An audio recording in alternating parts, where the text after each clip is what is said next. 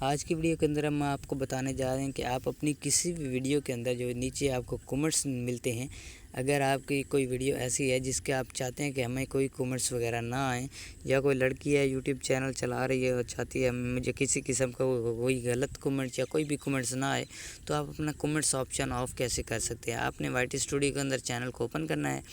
उसके बाद यहाँ पर अपनी जिस वीडियो का आपने जो है कमेंट्स ऑफ करना है उसको यहाँ पर ओपन कर लें, और उसके बाद यहाँ पेंसिल के ऊपर आपने सिंपली क्लिक कर देना है और नीचे सिंपली चलाना है।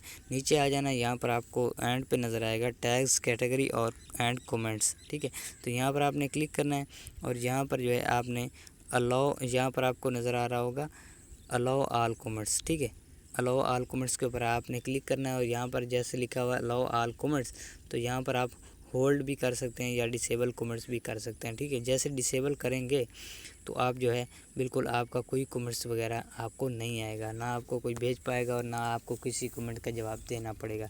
इस तरीके से करके उसके बाद आपने बैक आ जाना है। ठीक है, सिंपली बैक आके यहाँ पर ऊपर आपने सेव के ऊपर क्लिक कर देना है, तो आपको कोई भी कमेंट्स कोई भी बंदा नहीं कर पाएगा। इस तरीके से आप अपनी वीडियो को कमेंट्स ऑप्शन ऑफ कर सकते हैं।